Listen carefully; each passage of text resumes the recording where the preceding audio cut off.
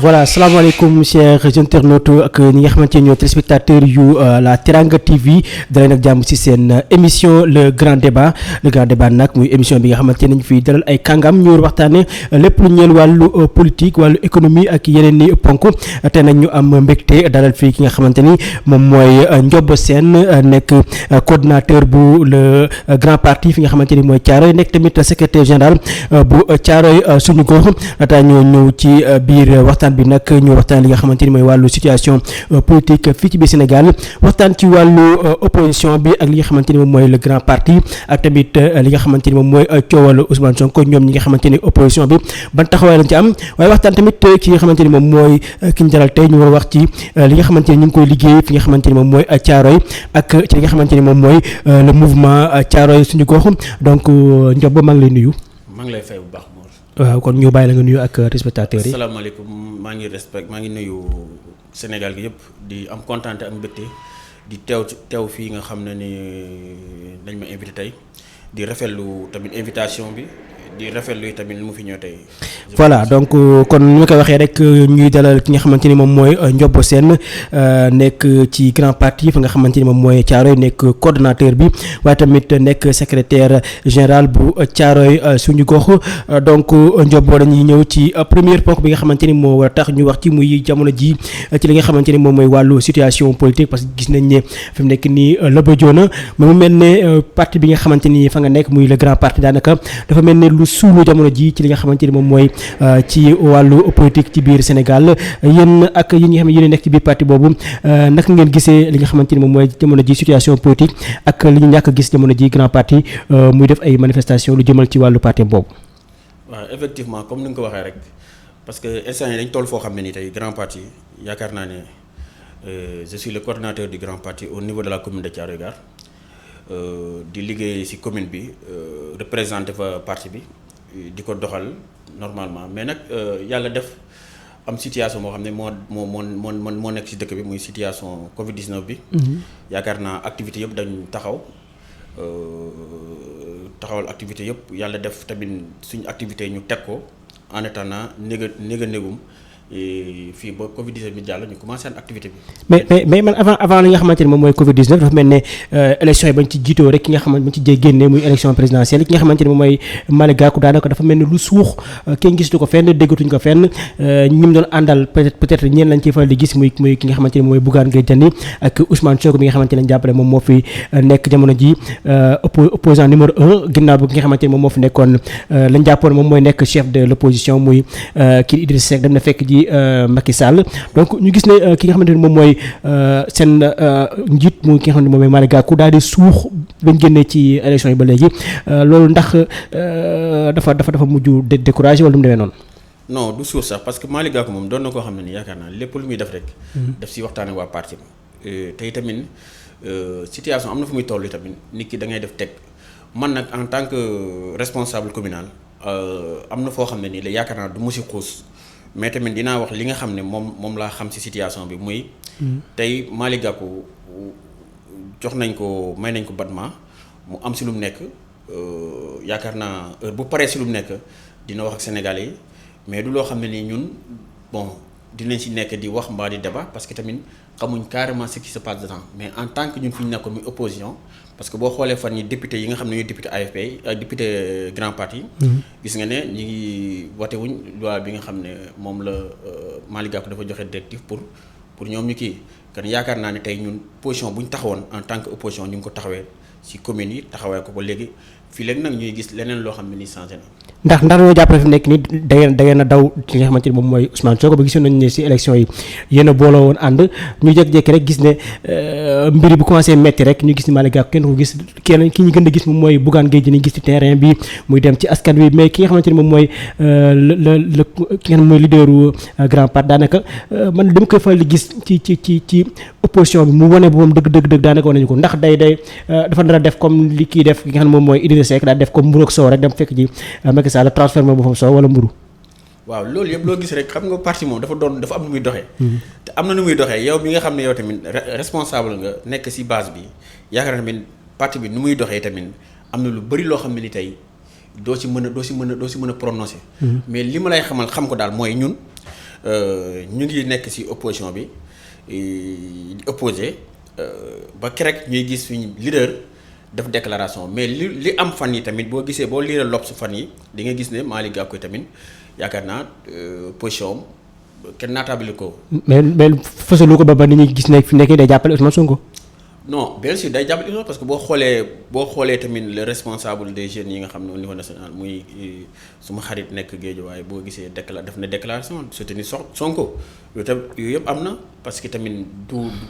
politique moom doon na loo xam ne ni tamit yaakaar naa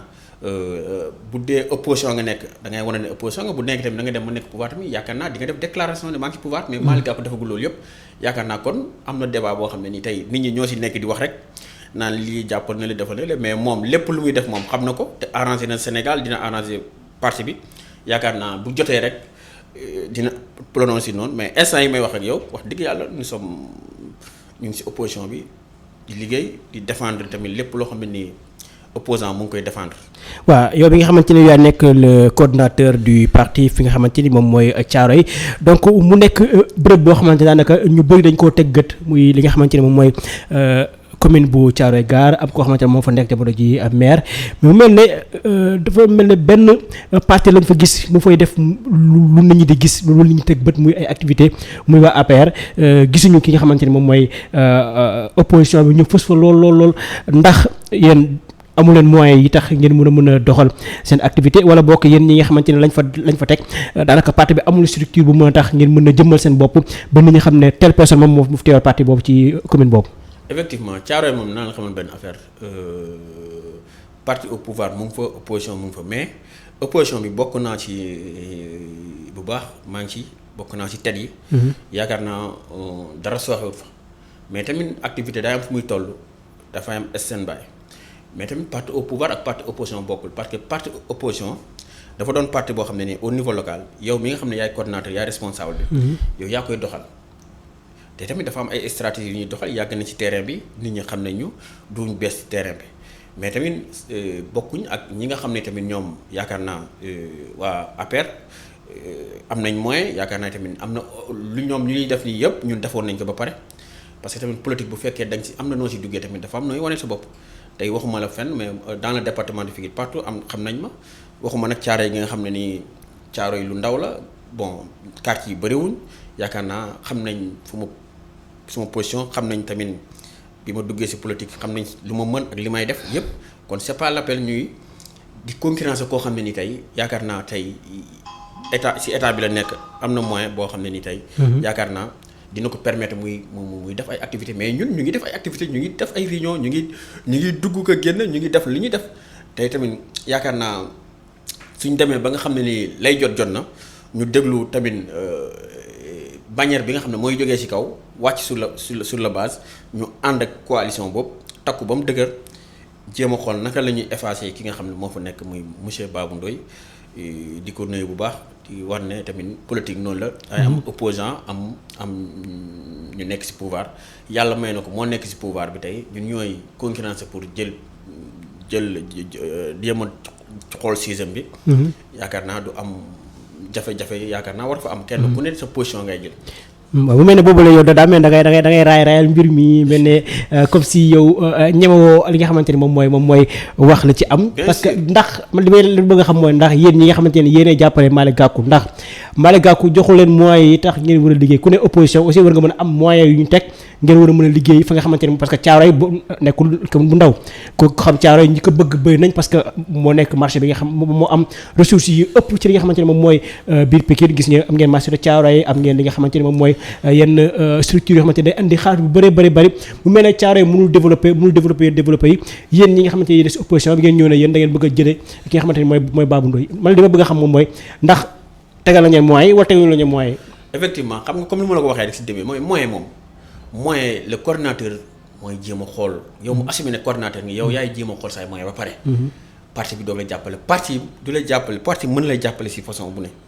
mais tamit bu élection jotee ba nga xam fi nga fa de parti moom dina am loo xam ne dina la ko jàppale. mais yow mi nga xam ne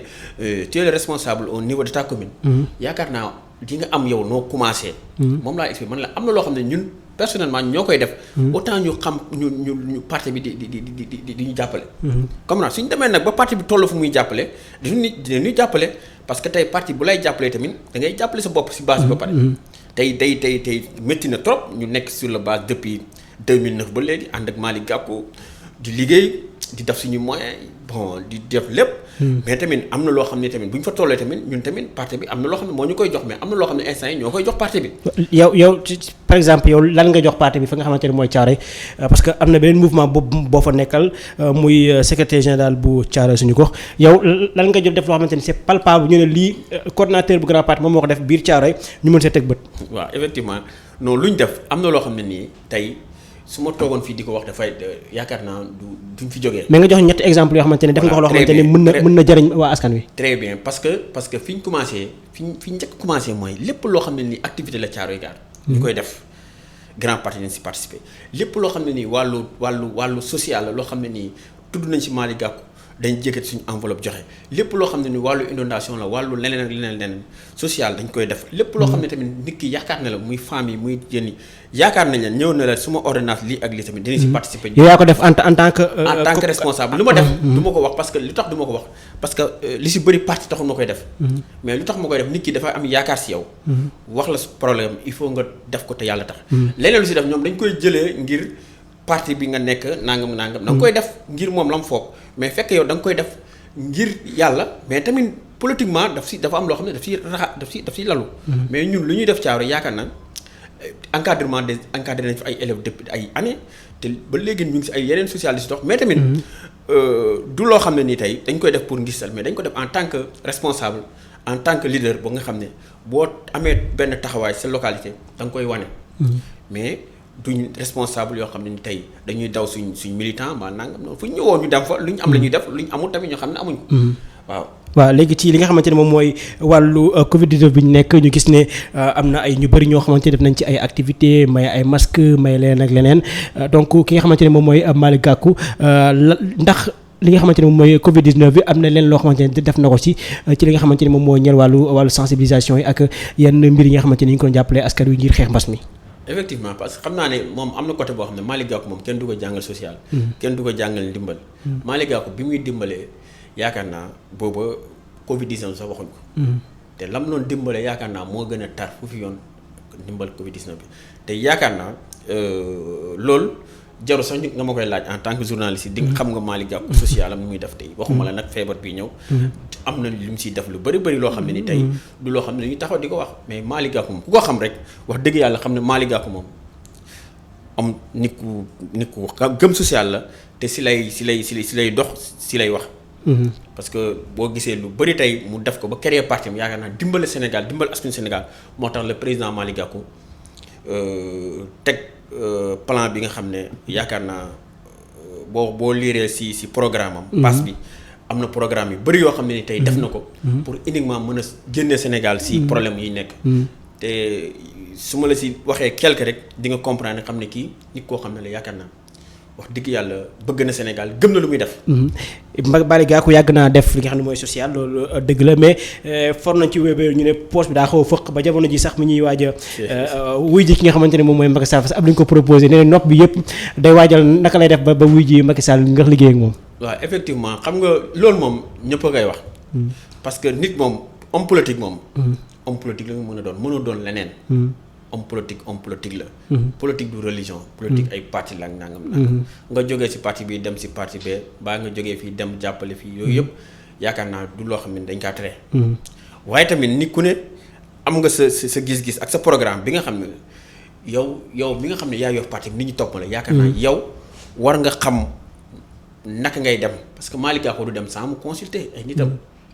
nit ñi nag ñooy wax dugg na fii dugg na fële de mais Malick Gakou heure bu demee Malick Gakou am na ful la joo xam ne heure tey bu demoon Macky Sall woo ko mu gis ne lii intérêt population Sénégal intérêt askan bi la dina def déclaration ne dama man mii tey. ànd na ak Macky Sall. mais li nga wax instant bii ne bu demee bañ ne intérêt Sénégal est-ce que nekkul même discours bi nga xamante ne moom la Idriss Seck andi moom la nar a andi juste dafa bëgg a dem rek parce que am na loo xamante ne digg nañ ko. waaw xam nga nit ñi ñoo si ne ay dig nangam parce que Malick Gakou gisuma loo xam ne ni tey yaakaar naa réy na bëtam si wàllu nguur. mais koppar neex na de. waaw koppar neex na mais gisuma loo xam ne ci wàllu nguur tey mën na ko jommal. parce que il a été ministre nekk na fi yeneen ak yeneen yoo xam ne tey yaakaar naa ne loolu du ko mais li si gën a am solo mooy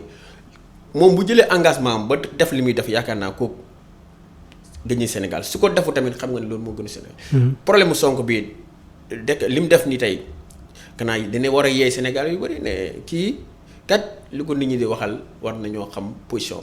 mais tamit. mais position moom leerul moom position Malick Gakou moom leerul ci affaire Sonko bi. ba léegi kenn waxul ndax complot la waxul la moom daal kenn déggu sax moom kenn déggu ci. waaw mais wax moo jotagu rek. heure bu wax jotee Malick Gakou moom heure bu wax jotee dina taxaw ak média bi wax. waaw léegi xanaa dafa bëgg nag bañ a ràpp saa waay si kaso bi bu soo génn naan nii wala moom dafa bëgg ñu éliminer saa waay moom mu ñëw nekk jël place bi loolu lay wax loolu lay xaar fi mu nekk nii. non moom yaakaar naa ne programme boobu moom. yaakaar naa ne d'ici peu de temps. d'ici peu de temps daal ñu ngi dem. yàlla may ñu fan a gudd wér gu yaram. yaakaar naa lépp dina leer si kanam. mais yow en tant que politique en tant que koo xamante ni da ngay topp politique li nga xamante ni moom moo am ci autour de dossier bu Sonko bi yow boo def benn analyse ndax da ngay def li nga xamante ni moom la gars yi di wax ne complot la wala juste dafa nekk loo xamante ni yëfi doomu aadama la comme ni nga ko waxee rek justice moo def yoonam. waaw man wax dëgg yàlla doon naa koo xam ne tey Ousmane Sonko. dafa doon koo xam ne ni wax dëgg yàlla man dama gëm ay discours am. gaa nekkuma ci parti mais dama gëm ay discours am. muy wax dama koy suivre bu baax waaye nag dafa doon loo xam ne nii benn erreur rek laa gëm ne moom la def mooy bi ma xamee ne dafa dem bi mu avoué ne moom agsi na am na. agsi foofu mais moom nit la. loolu nit la mais kilifa la. Ousmane Sonko kilifa la ñi ko topp. Macky Sall kilifa la jël na otom di wër mbedd yi. waaw loolu la koy tere. waaw jël na otom bokkuñ ba léegi gis nga Ousmane Sonko gis nga nit am na fooy toll niveau booy toll rek. yu bëree bëri da nga ko war a moytu. moom nag moo xaw a galgal Ousmane Sonko parce que bu fekkee foo toll nit ñi ñu ngi lay suivre pour yàqal la dafa am foo xam ne nii boo fay dem am na noo fay demee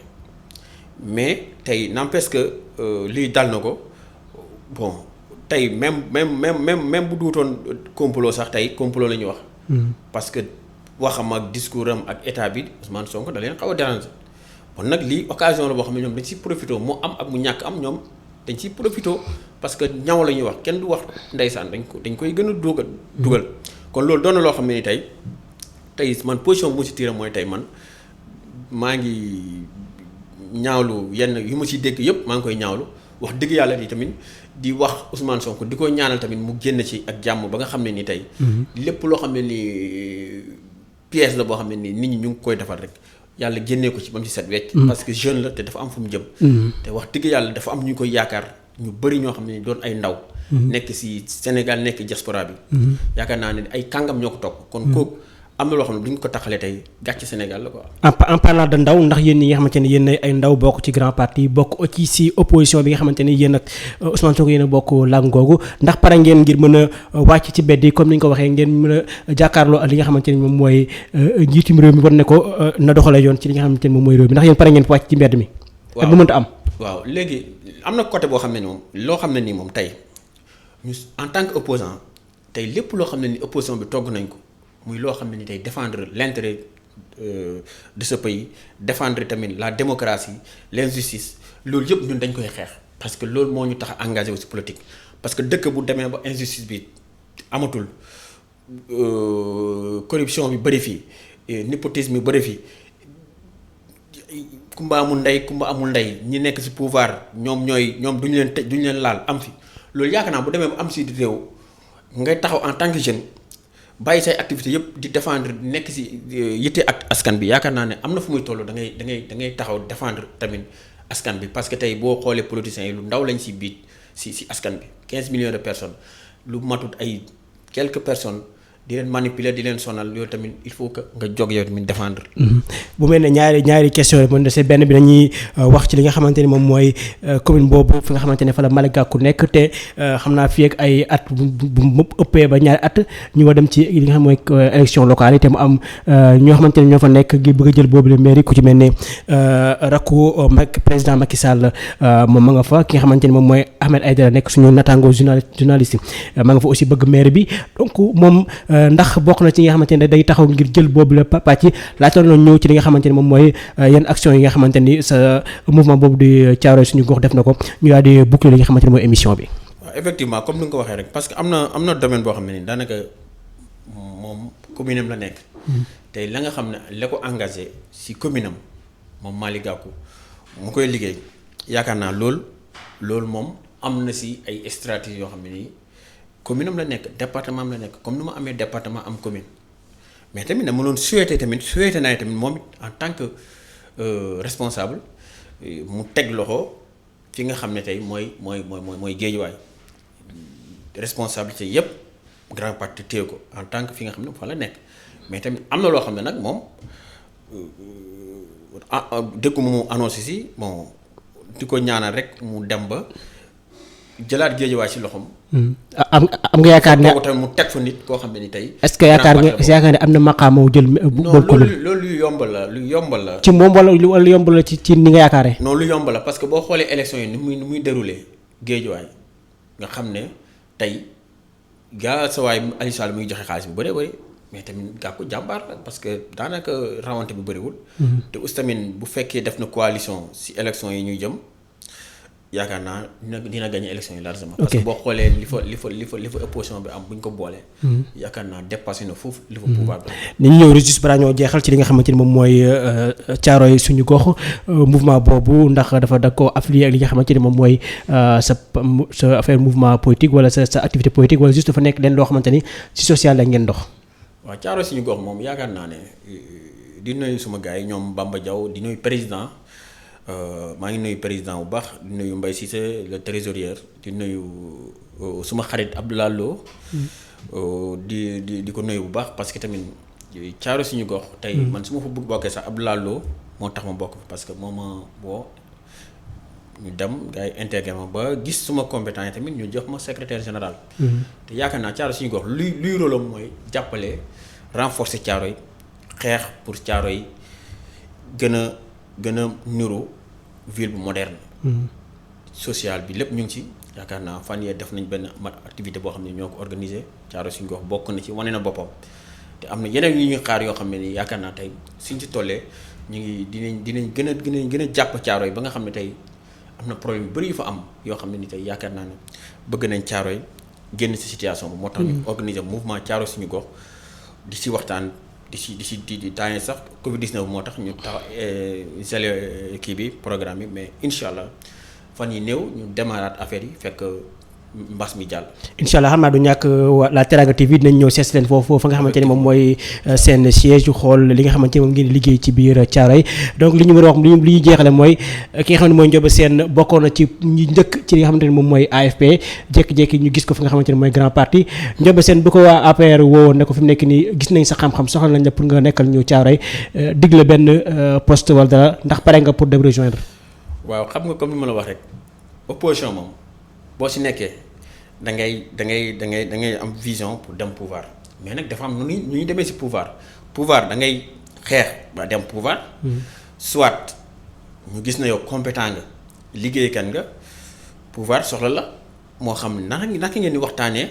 ba dem. waaye damaa bëgg leer ma ni Ndiobé bu ñu ko bëgg Macky Sall woowoon ne Macky gis naa dégg naa ku ñaan Ndiobé Sène. woo leen ma ko mu ñëw toog parce que gis naa li muy liggéey ca banlieue ba ndax fi mu nekk nii pare nga pour dem. pour l'intérêt de Thiaroye et non pour affaire de parti. waaw loolu moom loolu du loo xam ne ni tey parce que man mii di wax ak yow tey may def politique dafa am ñu ma àndal. maa ngi responsable des femmes responsable des mix maa ngi ay responsable des jeunes yoo xam ne lépp lu may def rek damay toog waxtaan ak ñoom.